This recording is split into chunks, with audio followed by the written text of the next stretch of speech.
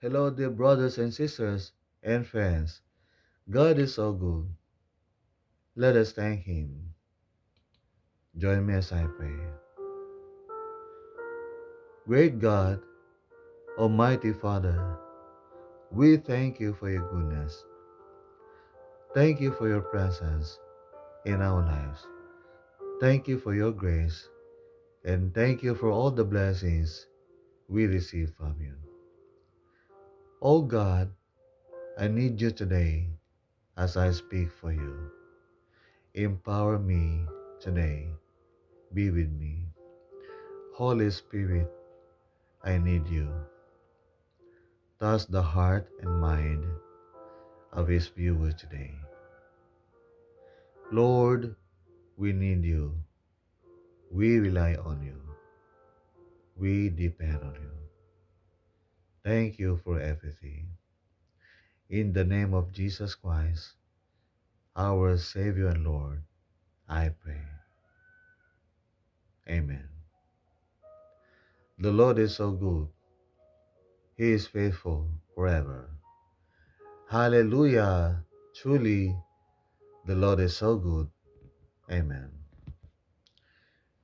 I'll be sharing with you a message titled Pursue Humility.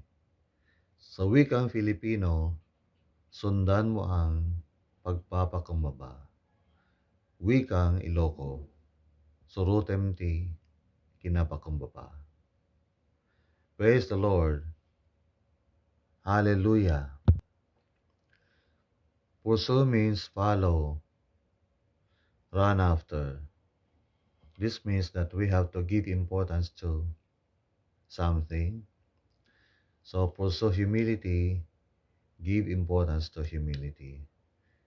Pahalagahan natin ang pagpapakumbaba sapagkat ito'y mahalaga. Matthew 23:12 NIV. For those who exalt themselves will be humbled, and those who humble themselves will be exalted. Ang nagmamataas ay ibababa, at ang nagpapakumbaba ay itataas. Beautiful. Ang nagpapakumbaba ay itataas. Those who humble themselves will be exalted. Amen. The first main point of this message is importance of humility. Why humility is important? Bakit mahalaga ang pagpapakumbaba? Apay nga importante na pateg iti kinapakumbaba. Because Jesus taught it. Dahil ito'y itinuro ng Panginoong Jesus. Agsipod ta, dahil kat insuro ni Apo tayo nga Heso Kristo. Maliwanag na lawag, clear, ang sinabi ng Panginoong Heso Kristo sa Matthew 23:12. For those who exalt themselves will be humbled, and those who humble themselves will be exalted. Ang nagmamataas ay bababa, at ang nagpapakumbaba ay itataas. Amen at Amen. Mga kaibigan, how do you act when you succeed? Ano niyang ginagawa? Ano niyang pinapakita kapag kayo nagtatagumpay sa buhay? Do you say this? Ang galing ko kasi. Ang sipag ko kasi. O mas maganda kaibigan kung magte-thank you Lord ka. Dapat. Thank you Lord for helping me ganon. Thank you Lord for blessing me. Lord, I give you the glory. Dapat ganoon, hindi yung you take the credit. You get the credits. Dapat give the credits to God. Sapagkat kung hindi ka tinulungan ng Diyos, no saan na ka nga tinulungan ti Apo God, saan ka nagtagumpay, saan ka nga nagbalegi. Saan ka nga ano yan? Saan ka nga simayat? Saan nga rimang ay tipiyag mo? Saan ka nga na-promote ijay trabaho mo? Saan ka nga nangabak ijay contest mo? No, saan na ka nga tinulungan ti Diyos? So nga, do not take the credit. Do not get the credit. Give the credits to God. And how do you act when God corrects you? Through His Word. If God corrects you through your Word, how do you act? Do you accept or admit your fault? Sinasabi, yes, Lord, maraming salamat sapagkat through your Word, aking nakita ang aking sarili. Yes, Lord, ako po'y taong hindi marunong tumanggap ng pagkakamali. Sorry po, Lord. Sorry po, Panginoon Diyos. Patawad po sa aking nagawang pagkakamali. Hindi po tama aking ginawa. Hindi po tama aking salita. Hindi po tama aking asal, attitude. Hindi po tama aking action, ginawa. Do you do that, kaibigan, kapag meron kang pagkakamali sa buhay? Kung yes, thumb up. Thumbs up. 1, 2, 3, 4, 5. May the Lord bless you, kaibigan. Ipagpatuloy mo ang pagpapakumbaba sa harapan ng Diyos. In 2 Samuel 2:13, meron isang taong nagsabi ng ganito, I have sinned against the Lord. Ako'y nagkasala sa Panginoon. Nakabasulak iti apo kunana. Sino siya? Walang iba kundi si Haring David. Bakit niya sinabing, I have sinned against the Lord? Sapagkat sinabi sa kanya ni Propeta Nathan ang kanyang kasalanan. Ano ba ang kanyang kasalanan? Ang kanyang kasalanan ay pangangalunya, adultery, panakiabig. Innala na di asawa ti soldado na ni Urias, Tiraya. Kit idinakita ni David nga nakabasol isuna, iti sangwanan ti Diyos, binigbig na iti basol na, nagpakumbaba iti sangwanan ti Diyos.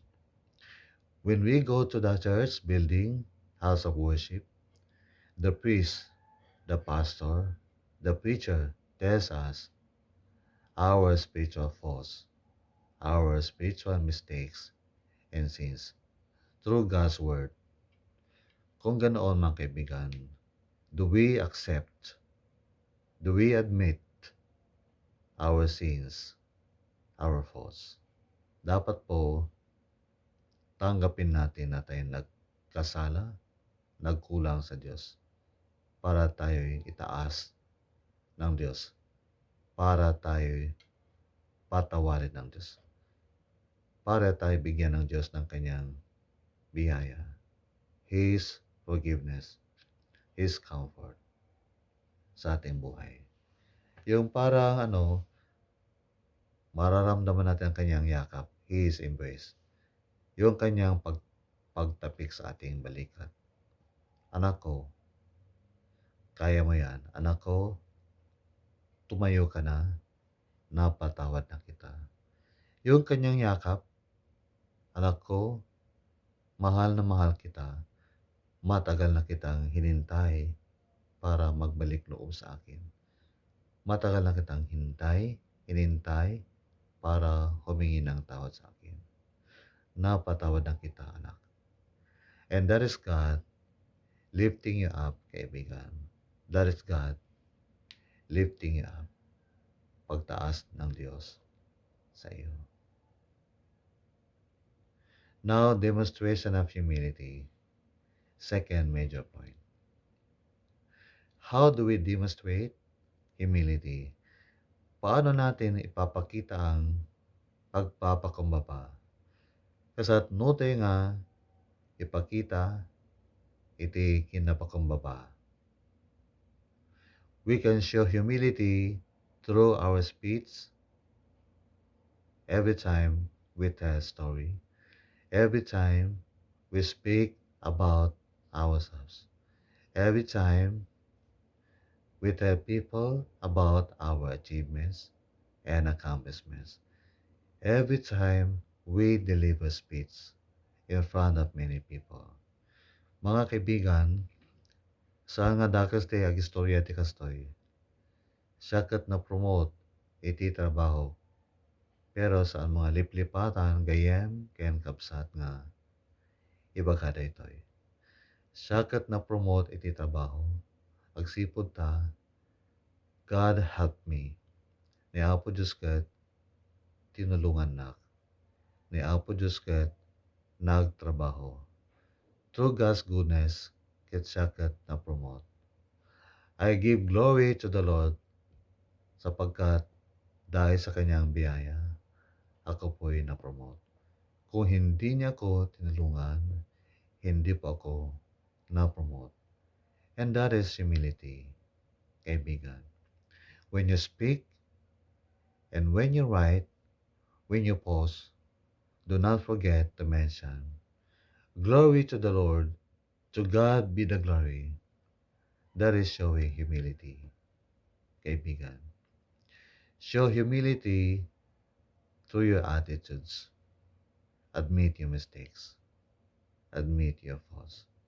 Kapag kinorek ka ng taong may concern sa iyo, your magulang, your parent, tatay o nanay, anak, even your grandparent, ang lolo mo, ang lola mo, ang ate mo, ang kuya mo, ang kapatid mo, ang iyong kapitbahay, ang iyong mahal sa buhay, ang iyong pastor, ang iyong teacher, ang iyong school head, department head, at kinorek ka niya at mali ka naman, tanggapin mo ang iyong error, ang iyong mistake, ang iyong pagkakamali, ipakita mo ang humility para lift up ka ng Diyos. Kaibigan, be humble when you are corrected. Show it through your attitudes. Kaibigan, be kind, be humble, be good, be understanding. And we can show humility through our actions. Diba? Hindi yung, dula amin, ganon. Diba? Yung action na mapagmataas, taas no, dapat po ang ating nooy palaging naka-level. Yung ating ilong ay nakababa, hindi nakataas ang ilong. Hindi po dapat ganoon. Dapat our feet must be always on the ground. Keep your feet on the ground, kaibigan. Be always humble. Be humble always, kaibigan. Lastly, the results of humility. James chapter 4 verse 10, NIV. Humble yourselves before the Lord, and He will lift you up. Wow. Amen. Praise the Lord. Humble yourselves before the Lord, and He will lift you up. God will lift you up if you humble yourself before the Lord. Amen. At Amen. Praise the Lord. Hallelujah. Wikang Filipino, magandang balita Biblia. Magpakumbaba kayo sa harapan ng Panginoon at itataas niya kayo. Magpakumbaba kayo sa harapan ng Panginoon at itataas niya kayo. Yes, Lord. Sorry po, Panginoon. Patawarin mo ako, Panginoon, sa aking pagkukulang, pagkakamali, at sa aking mga kasalanan. Patawarin mo ko, Panginoon. Kapag ginawa mo yan, kaibigan, itataas ka ng Panginoon. Pagpapalain ka niya. God will bless you professionally, vocationally. God will promote you in the workplace. Ika'y mapopromote sa iyong trabaho, kaibigan, if you're humble. You admit your faults, your sins before the Lord, and physically, God will bless you. God will heal you. Kaibigan, kapatid, kung ikaw ay mapagkumbaba. Socially, ikay magkakaroon ng maraming kaibigan. Maraming taong magla-like sa iyo, magkakagusto sa iyo, bilang mga taong magpapahalaga sa iyo kung ikay mapagkumbaba, kung ikay mabait. Kaya kapag ililibing ka na, mahaba ang pila kapag ang mga tayo maglalakad papunta sa sementeryo. Mahaba ang pila kung ikay tao mapagkumbaba, mabait na tao. Pero kung ikaw ay mapagmataas, kung nadantukin ka, dagiti karubam, dagiti tatao, gungunana, na siya at matanatayan. Adda siguro ti kasta nga talaga. Ngayon sapay ka matay tanong matay tayo, kunadan to, sayang, ang bait pa naman niya. Sayang, siya pa naman ay mapagkumbaba. Sayang, ang bait-bait niya sa akin. Sayang, ang taong iyan ay taong nagbibigay tulong sa mga tao. Sayang, sayang. Iti yung siguro dito nga tao kat mapanyimpir na ta na imot. Asay tao mapagmatas. Mga kaibigan, let us choose to be humble in all seasons. In every circumstance, tayo po'y magpakumbaba. Piliin po natin maging humble in every circumstance sa ating buhay.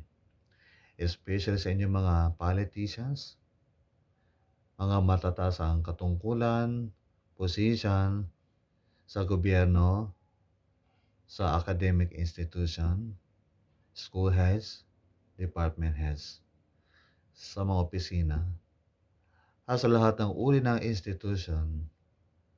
Kung meron po kayong mataas na posisyon, be humble, mga kaibigan. Be humble always, because if you are humble, God will lift you up.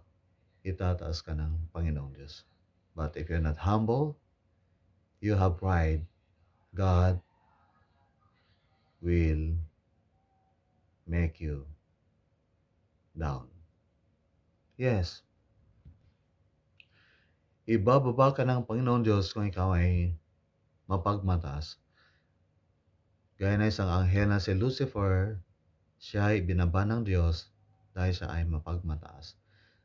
Nais niyang kunin ang trono ng Diyos, kaya siya binaba ng Diyos. So mga kaibigan, sana po'y maliwanag ang mensahe ngayon that we should choose to be humble in our lives. Again, ang nagmamataas ay bababa at ang nagpapakumbaba ay tataas. Hallelujah! Praise the Lord! Maraming salamat sa Diyos sa kanyang mensahe ngayon. Matatamo, makukuha, at makakamit ng taong mapagkumbaba ang biyaya. Yes, amen. Praise the Lord. Makukuha, matatamo, makakamit ng taong mapagkumbaba ang mga pagpapala ng Diyos na dakila. Hallelujah! Praise the Lord! Hallelujah! Economically, kaibigan, materially, God will give you prosperity kung ikay mapagkumbaba sa harapan ng Diyos. Let us pray. Banal, matuwid, at dakilang Diyos, maraming salamat sa iyong salita ngayon. Thank you, Father, for helping me today.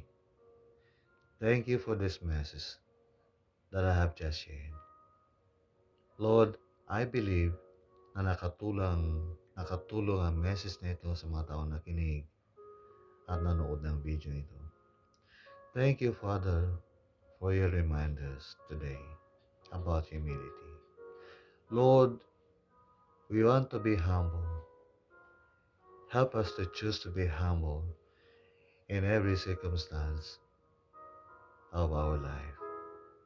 Help us, O God, to be humble when we are corrected, when we listen to your word, and your word tells us that we should be humble. When your word corrects us, when your word shows us our shortcomings, and when your people, O God, your spiritual leaders, and our concerned friends and loved ones, parents, grandparents, older brother, older sister, and people who are concerned of us, correct us, and tell us what we should do. Lord, help us to be humble. Because if we are humble, you shall lift us up. Spiritually, you will forgive us. You will give us your grace. Materially, you will give us prosperity. Physically, you will heal us. And socially, we can have many friends who will show care for us. Also, vocationally and professionally, Lord, you will make a way for our promotion. You will make a way for the promotion of these viewers in the workplace. But if we are proud and not willing to be corrected and give place to pride, we shall be humbled. Kami inyong ibababa at hindi kami magtatagumpay sa buhay. Salamat, O Diyos, sa iyong salita ngayon. Lord, forgive us of our pride, of our sins, of our spiritual mistakes and faults. Patawarin mo kami, Panginoon Diyos. Anyaman Apo Diyos ti kinatangsit, manakitam ti biyagmi, iti panagpanunot, panagsao, iti ugali ken aramid. Dawaton mi ken kaapo nga, pakawanan na kami. Tulungan na kami, O Diyos, nga agpakumbabangkan kanayan. Kanayan nga napakumbaba, iti tiyempo nga rumangay ti biyagmi. Iti tiyempo nga sumaya at ti biyagmi. Iti tiyempo nga agbalay kami ti biyag. Iti tiyempo nga umato ti biyagmi. Dagiti estudyante nga makapasa ti board examination kat agpakumbabada ka man. Dagiti na promote ti trabaho ket agpakumbabada ka man. Dagiti imato ti saad da sa sinuman nga tattao ken anya mga institusyon dayanda. Tulungan Apo Diyos ida nga agpakumbabakan ka na yung tapno. Itag-ay mo ida ket bendisyonan Apo Diyos ida. When Apo, masapol da ka, tulungan na kami nga agpakumbabakan ka na yun. Lord, help us to be humble always. Maraming salamat sa mga taong mapagkumbaba. Sila'y aming huwaran, model of humility. And they are our inspiration in life para maging mapagkumbaba rin kami katulad nila. Thank you, O Lord, for your message today. And thank you, Holy Spirit, for helping me. Thank you for your presence. Maraming salamat sa iyo, Panginoong Diyos, sa pangalan ni Jesus. Amen. Thank you for watching Inspiration for Living with your brother in Christ and friend, Bill Camilo. God bless you. To God be the glory, great things He has done.